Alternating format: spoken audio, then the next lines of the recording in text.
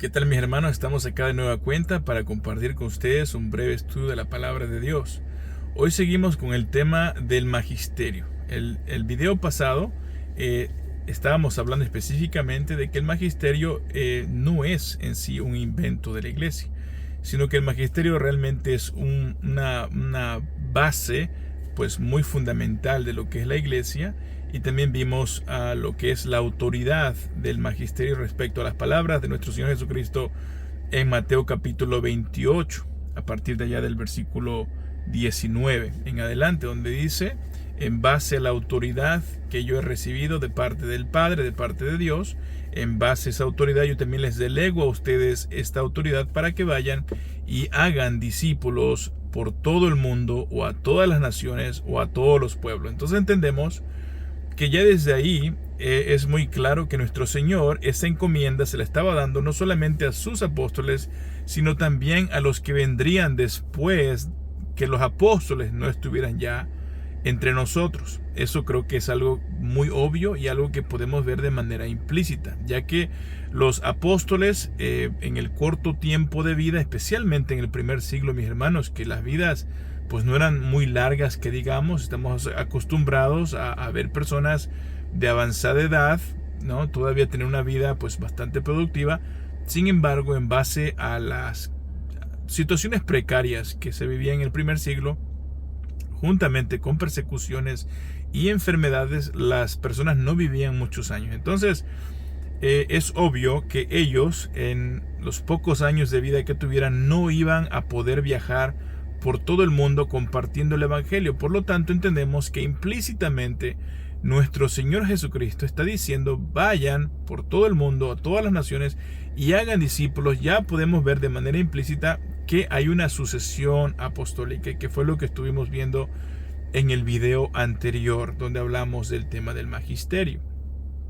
También vimos, por ejemplo, en el primer capítulo del libro de los Hechos, poco tiempo después de que nuestro Señor regresa al Padre, podemos ver cómo San Pedro y el resto del colegio apostólico eligen a uno para que reemplazara a Judas Iscariote, tomando un versículo que ellos encontraron del libro de los Salmos. Entonces, la pregunta que hicimos en el video anterior es cómo ellos concluyeron que ese versículo hablaba de Judas y ni siquiera se mencionaba el tema de Judas Iscariote. Bueno, entendemos también que ahí podemos ver la autoridad del magisterio para interpretar las Sagradas Escrituras con la ayuda del Espíritu Santo, revelación del Espíritu Santo, y ellos simplemente, a la iglesia entregaban ese depósito de fe. También vimos, por ejemplo, en Hechos capítulo 14, ya para el año 50, más o menos antes del primer concilio no ecuménico, pero el concilio regional de Jerusalén, en el año 50, ya también podemos ver cómo los apóstoles empiezan también a dar la encomienda a establecer presbíteros en todas las iglesias que ellos iban estableciendo. Ahora, estas iglesias, aunque se dice plural, estamos hablando de una sola iglesia de manera singular, la iglesia de Cristo, que estaba siendo gobernada por el mismo colegio apostólico. No es como que tenían diferentes pastores, no es como que tenían diferentes doctrinas. Todas esas iglesias, aunque pluralmente se dice iglesias, eran iglesias que estaban todas sujetas bajo la autoridad de los apóstoles. Por lo tanto, eran una sola iglesia. Entonces, vimos esos versículos, vimos también los hechos. Ahora, hablando también del tema del magisterio y hablando también de esta sucesión apostólica, que es muy importante que la entendamos para tener una mejor comprensión de cuál es la función realmente del magisterio, porque hay muchos hermanos que pareciera que no entienden cómo es que la Iglesia Católica tiene un magisterio y por qué ellos y no otro magisterio es el magisterio correcto. Bueno, mis hermanos, voy a tratar de explicarles a ustedes a través de este video de manera breve cómo es que nosotros vemos al rol de este magisterio en la iglesia. Miren, por ejemplo, en Tito, la carta a Tito, Tito era un discípulo de San Pablo. Él escribe, por ejemplo, en el versículo 4, le dice: verdadero hijo en la fe. Pablo refiriéndose a Tito como el verdadero hijo en la fe. Ahora, mis hermanos, si Tito era el hijo espiritual de San Pablo, ¿qué era San Pablo para Tito? Para pensar. Verdadero hijo en la fe, que nos es común gracia y paz de parte de Dios Padre y de Cristo Jesús nuestro Salvador.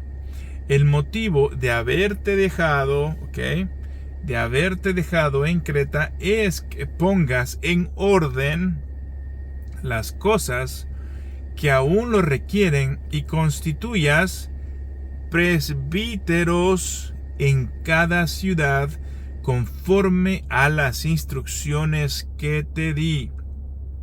Podemos ver claramente que Tito había sido delegado, ordenado por San Pablo, quien también era un apóstol de Jesucristo. Por la imposición de manos, ellos, los apóstoles, ordenaban a otros para que esos otros también hicieran lo mismo. Lo estamos viendo acá. Versículo 4. Versículo 5. El motivo de haberte dejado en Creta es que pongas en orden las cosas que aún lo requieren y constituyas presbíteros. De ahí viene la palabra del presbiterio. Presbítero es una palabra compuesta. Realmente cuando se traduce al inglés tiene mucho más sentido porque se dice priest. En español es sacerdote, pero si hay una palabra que un día te gustaría ver dónde dice la palabra sacerdote, bueno, aquí también puedes ver y usar como referencia la palabra presbítero de versículo 5. Está hablando de sacerdotes, no de pastores. Que constituyas presbíteros en cada ciudad, conforme a las instrucciones que te di. Luego en el versículo 7 dice, porque es preciso que el obispo, ¿se dan cuenta cómo en las Sagradas Escrituras tenemos esas dos funciones del presbítero y del obispo? Versículo 7, porque dice, es preciso que el obispo como administrador de Dios sea irreprochable, no arrogante, ni colérico, ni bebedor, ni pendenciero, ni propenso a ganancias turbias. Entonces claramente podemos ver cómo la jerarquía de la iglesia tiene fundamento bíblico. Por eso es que en la iglesia católica tenemos los obispos y tenemos también los sacerdotes. Los obispos primero fueron sacerdotes y luego se convirtieron en obispos por la sucesión misma apostólica. Entonces, ya ahí podemos ver cómo San Pablo le dice a Tito, que te he dejado en Creta, para que también tú ordenes a otros presbíteros y los pongas para que sean los responsables de las distintas iglesias que ellos iban plantando. Luego, por ejemplo, también San Pablo le escribe en la segunda carta a Timoteo, el capítulo 2 de la segunda carta de Timoteo, versículo 2 dice, lo que has oído de mí en presencia de muchos testigos, confíalo a hombres fieles que a su vez sean aptos para enseñar a otros. Entonces primero vemos San Pablo a Tito y luego San Pablo a Timoteo, que era otro hijo espiritual de ellos. Era hijo espiritual de San Pablo. Por eso es que San Pablo era un padre para ellos. Por eso de ahí viene también la palabra padre, padres espirituales. Entonces ahí podemos ver también cómo San Pablo le dice a Timoteo, confía, dice, a hombres que a su vez sean aptos para enseñar a otros. Eso es muy importante. La enseñanza es fundamental en la iglesia. Entonces, aunque acá no está hablando de presbíteros ni de obispos, pero entendemos también que estos maestros que iban a enseñar a otros tenían que ser aptos, tenían que ser escogidos por el mismo colegio de los apóstoles. Ahí vemos la sucesión apostólica. No era cualquier hermano o cualquier hermana que agarraba, por ejemplo, el Antiguo Testamento y se ponía a enseñar lo que quería. No era así, mis hermanos. Hoy en día, tristemente, en el mundo no católico, así es. Cualquiera que tiene una Biblia la puede abrir, la puede leer por sí mismo, concluir lo que quiera e incluso enseñarlo a otros, aunque esa enseñanza los dirija y los conduzca hacia el error, lo cual es algo muy, muy peligroso. Entonces, eso lo vimos en la segunda carta a Tito. Ahora, hablando, por ejemplo, mis hermanos, de que esta enseñanza no tiene que ser una enseñanza que venga de cualquier persona, sino que sean enseñanzas, tal cual lo acabamos de ver, que eran personas aptas para enseñar, no solamente en cuanto a su conducta moral, pero también en cuanto a su habilidad de poder primero recibir la enseñanza correcta y luego transmitir esa misma enseñanza correcta, que no fuera diluida. Por ejemplo, en la segunda carta de San Pedro, allá por el capítulo 1, vemos lo que dice acá. Dice, vamos a leer desde el versículo 16. Dice, cuando les dimos a conocer la venida con poder de nuestro Señor Jesucristo, no lo hicimos inspirados por fantásticas leyendas, por cuentos, en otras palabras, sino porque fuimos testigos oculares de su grandeza. ¿Okay? Lo que los apóstoles transmitieron a otros no eran cuentos, no eran inventos, ni siquiera era información que ellos hubieran extraído del Antiguo Testamento. Lo que ellos transmitieron fue algo oralmente primero, pero es en base a su propio testimonio, porque ellos fueron testigos oculares, es decir, ellos vieron, palparon todo aquello a nuestro Señor Jesucristo, y en base a ese testimonio ocular que ellos tenían, transmitieron a otros esta verdad. Dice, sigue leyendo el versículo 17. Él recibió en efecto honor y gloria de Dios Padre cuando vino sobre él aquella voz que procedía del Dios sublime. Este es mi Hijo amado en quien me complazco. Dice, versículo 19. Tenemos también la palabra de los profetas. O sea, aquí la palabra también es algo adicional. ¿Okay? No solamente dice tiene nuestro testimonio, el testimonio que nosotros le compartimos en base a nuestra propia experiencia, sino también dice tenemos también, ¿okay? Adicional al testimonio oral, tenemos la palabra de los profetas. ¿Cuál era esa palabra de los profetas? El Antiguo Testamento. Por eso nosotros los católicos entendemos que hay una enseñanza oral y hay una enseñanza por escrito. Los apóstoles están realmente acá diciéndonos exactamente lo mismo. Nosotros les transmitimos a ustedes no cuentos, no leyendas, ni siquiera información del Antiguo Testamento. Lo que les compartimos a ustedes es una información que nosotros mismos obtuvimos a través de nuestra propia experiencia con nuestro Señor. Eso se lo hemos transmitido a ustedes. ¿Qué le llamamos eso? Bueno, la sagrada tradición. Pero dice San Pedro, en este caso, en la segunda carta, pero también, dice, tenemos también, estoy leyendo el versículo 19, tenemos también la palabra de los profetas, el Antiguo Testamento, que es muy firme, ¿okay? Que es confiable, se pudiera también decir así, y hacen bien, dicen, dejarse iluminar por ella. ¿Okay? Se están ustedes dejando guiar por la palabra de Dios, pero también por lo que nosotros les estamos constantemente transmitiendo, ya sea a través de cartas de los otros apóstoles o también a través de la enseñanza oral. Dice entonces, hacen bien en dejarse iluminar por ella, pues es como una lámpara que alumbra en la oscuridad. Dice el salmista, lámpara es a mis pies tu palabra y lumbrera a mi camino. Dice, hasta que despunte el día y el lucero matutino brille en sus corazones. Ahora, versículo 20, un versículo muy mal usado, muy mal citado para refutar, ¿no? Esto del magisterio, la autoridad que tiene el magisterio para enseñar. Dice, en relación con esto, con todo lo que les acabo de decir, sepan que ninguna profecía de la Escritura, mis hermanos, ¿cuál profecía de la Escritura? Del Antiguo Testamento, ¿okay? Puede ser interpretada por cuenta propia.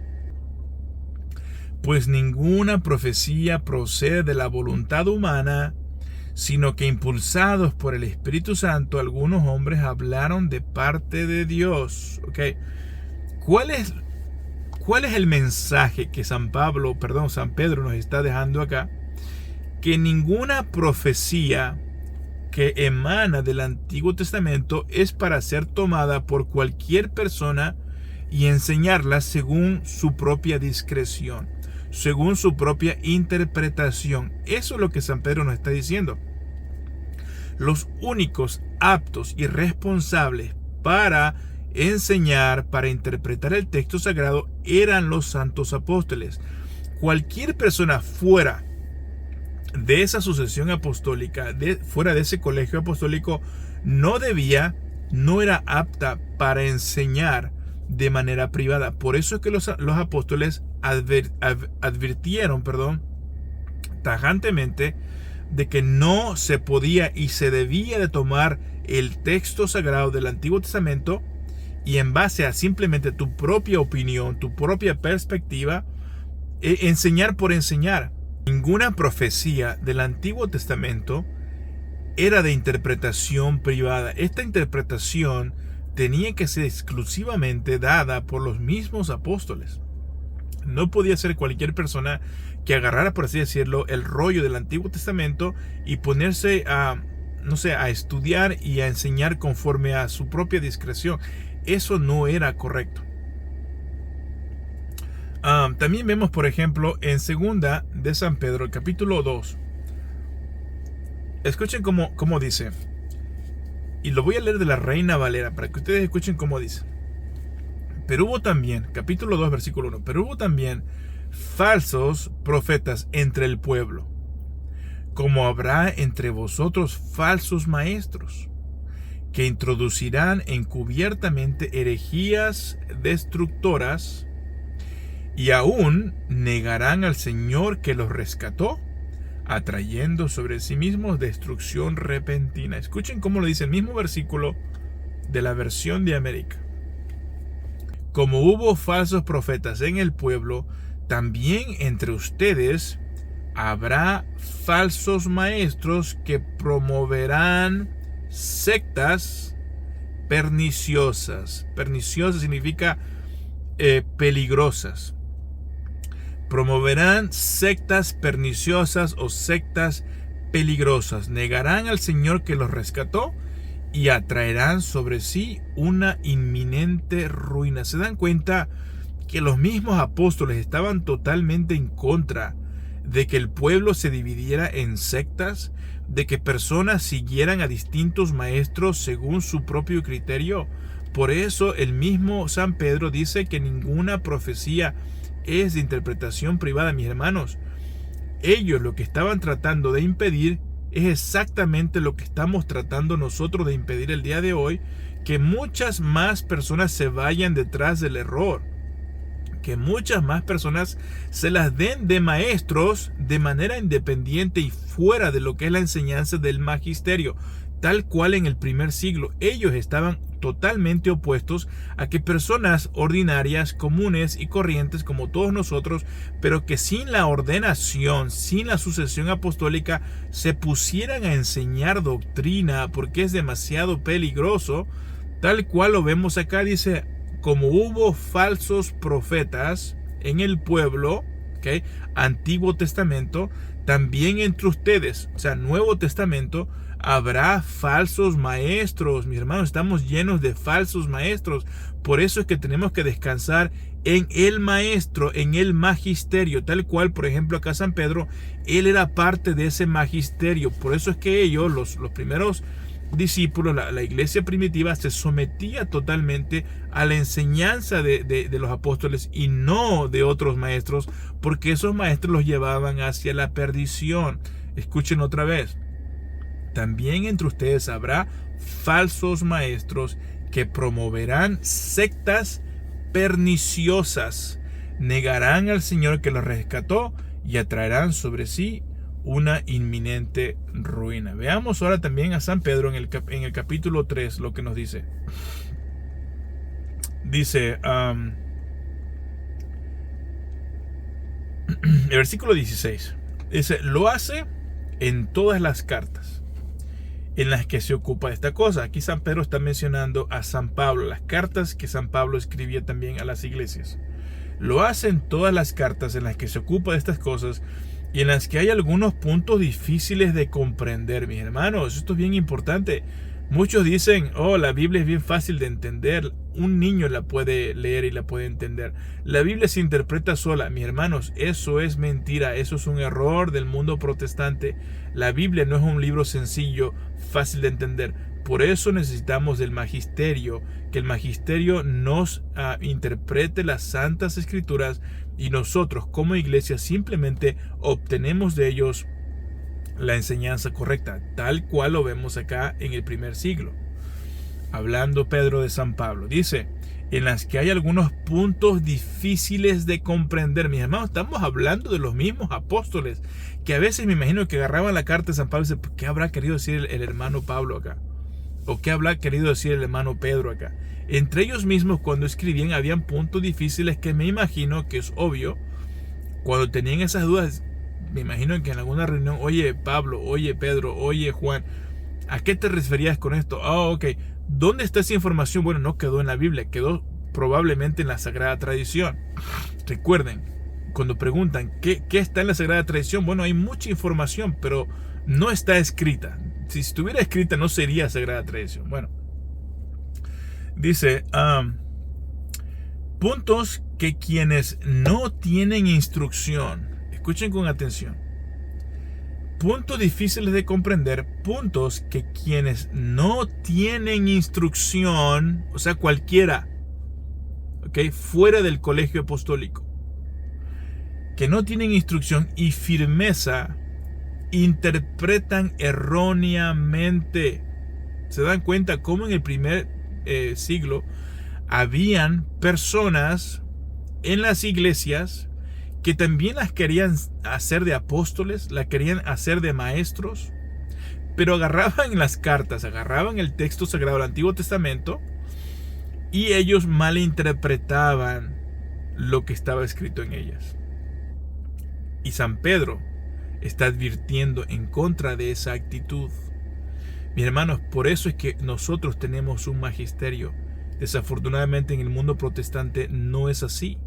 Ellos tienen sus propios magisterios, pero el punto acá, mis hermanos, es de que el protestantismo tendría que someterse a un solo magisterio. En este caso, al magisterio original, al magisterio apostólico, no al magisterio que es producto de su misma ruptura, de su misma división. O sea, en ese caso no tiene chiste. Cualquiera se divide y crecen tantos y hacen su propio magisterio y siguen enseñando el error. Es por eso que un mormón, un testigo de Jehová, pueden estar totalmente en el error y meterse a un seminario, a un colegio, ya sea mormón o ya sea de los testigos de Jehová, e incluso sacar un doctorado. Pero siguen profundizando en el error. ¿Me entienden? Espero que sí. Entonces, dice, en cuanto a ustedes, dice, hermanos queridos, hablando de los hermanos, puesto que conocen esto de antemano, manténganse en guardia. Pedro le estaba hablando a su gente, a su iglesia, para que no se fueran detrás del error, detrás de maestros que interpretaban la Biblia según su propia discreción, fuera de la interpretación del magisterio de la iglesia de Cristo. Mis hermanos, espero que me estén dando a entender.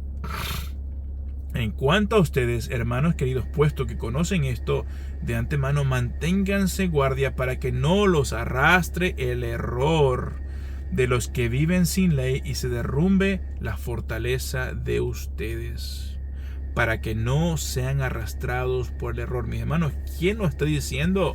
San Pedro. ¿Quién es San Pedro para nosotros? El líder de la iglesia, el primer papa.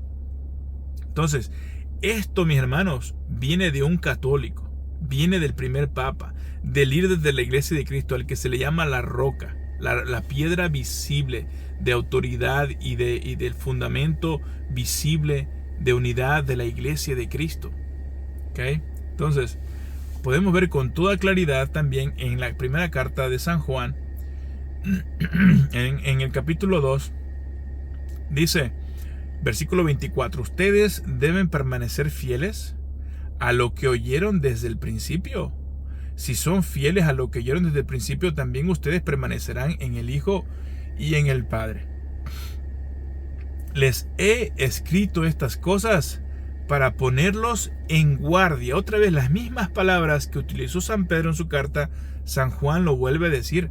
Les he escrito estas cosas para ponerlos en guardia contra los que intentan seducirlo. Se dan cuenta cómo los apóstoles, como el primer magisterio de la iglesia, salvaguardaban el bienestar espiritual de los feligreses como buenos apóstoles, como buenos obispos, porque esa es la tarea del obispo, de velar por la grey, de velar por la iglesia. Entonces dice, les he escrito estas cosas para ponerlos en guardia contra los que intentan seducirlos. Versículo 27, un versículo muy mal usado también. Dice, en cuanto a ustedes, el espíritu que recibieron de él permanece en ustedes y no tienen necesidad de que nadie les enseñe. Muchos dicen, ya viste, ahí dice claramente que no tenemos necesidad de que nadie nos enseñe. Mis hermanos, esto es una contradicción, porque Juan está enseñándoles, Juan les está advirtiendo a través de cartas para que se mantengan firmes.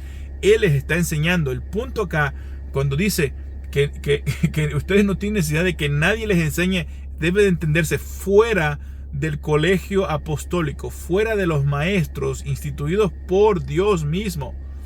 Eso es lo que se refiere Juan cuando dice, ustedes no tienen necesidad de que nadie les enseñe. Entiéndase, alguien fuera de nuestra ordenación, de nuestra autoridad que le hemos conferido.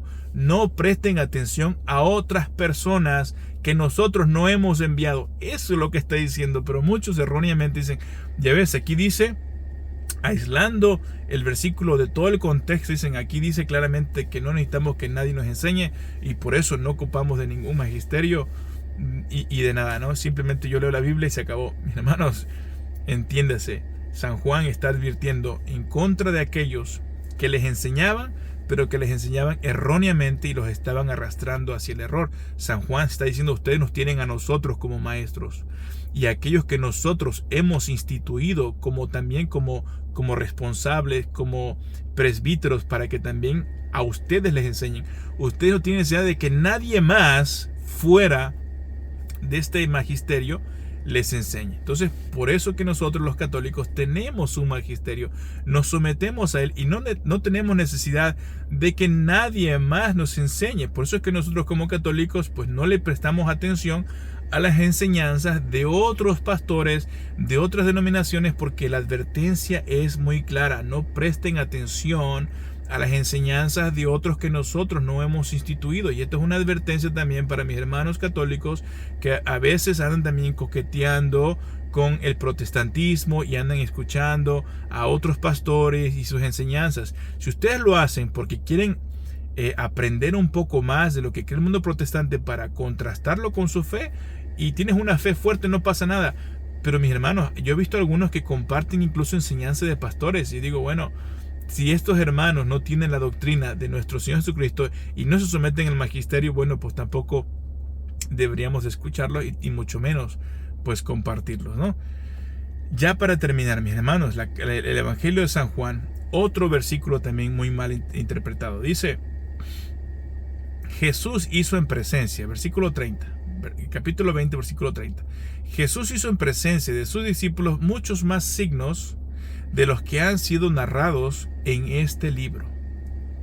Estos han sido escritos para que ustedes crean que Jesús es el Mesías, el Hijo de Dios, y para que, creyendo, tengan en él vida eterna. Muchos dicen, ahí claramente dice que estos se han escrito para que crean y para que tengan la vida eterna, pero ellos piensan que acá este evangelio fue escrito como para incrédulos que no creen en Jesús y para que ellos pues al leer, ¿no?, el evangelio sean convencidos y se conviertan, lo cual también pudiéramos decir que pudiera suceder.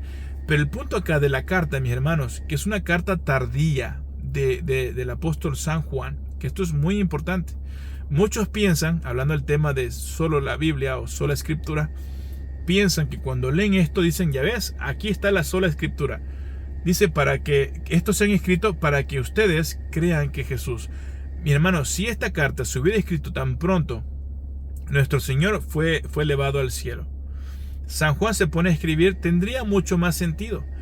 Pero el sentido cambia cuando te das cuenta que esta carta es muy probable que fue un poco antes del año 70, antes de la destrucción del templo en Jerusalén, que es algo también tardío. casi el año 70.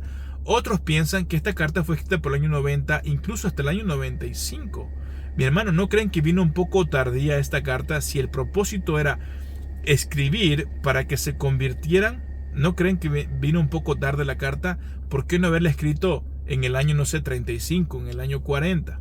Tan pronto nuestro Señor ya no está, empiezan los apóstoles a escribir para, pues no sé, para que a través de la escritura pues se convirtieran, ¿no? No es así, mis hermanos. La enseñanza fue primordialmente de manera oral las primeras décadas. Después es que se introducen ciertas cartas, ciertos evangelios. Uno de estos fue el Evangelio de San Juan. ¿Para qué dice acá? Vuélvanlo a escuchar con detenimiento. Estos han sido escritos para que ustedes crean que Jesús, mis hermanos, busquen si ustedes quieren. Pero el Evangelio de San Juan no fue escrito para incrédulos, fue escrito para crédulos, para creyentes, para cristianos. Pero ¿qué es lo que estaba pasando? Que muchos de ellos estaban débiles en la fe, estaban tambaleando en la fe, empezaban también a dudar de la veracidad, empezaban a dudar también de que si Jesús era el Mesías o no, porque estaban prestando atención a otras personas, a otras enseñanzas distintas de los apóstoles. Y el Evangelio Él lo escribe para afianzar su fe, para fortalecer su fe. Por eso Él les dice, para que creyendo en Él tengan vida eterna. Pero escuchen lo que dice anterior a esto. Dice, para que ustedes crean que Jesús es el Mesías. Ahí está la clave. Para que ustedes crean que Jesús era el prometido, era el que tenía que venir. Mis hermanos, nosotros como católicos creemos y no tenemos la menor duda que Jesús era y es el Mesías prometido. Entonces, en este versículo por ningún lado está la sola escritura, nada que ver, puras cosas inventadas de los hermanos protestantes. Pero bueno, sé que estos estudios, si uno quisiera, podrían tardar quizás horas, 2 o 3 horas, y yo trato de sacar toda la información posible en el más tiempo breve para que, bueno, podemos aprovechar también mejor el tiempo. Gracias por su atención. Gracias por los saludos, por las oraciones, por los comentarios que nos dejan en nuestro canal. Gracias, muchas gracias. Sigan compartiendo nuestras enseñanzas, sigan suscribiéndose, hablen con sus amigos, familiares, compartan nuestro canal para seguir llegando a muchísimos más hogares con la palabra de Dios. Que la paz de nuestro Señor Jesucristo sea con cada uno de ustedes y que reine en cada uno de sus corazones. Bendiciones.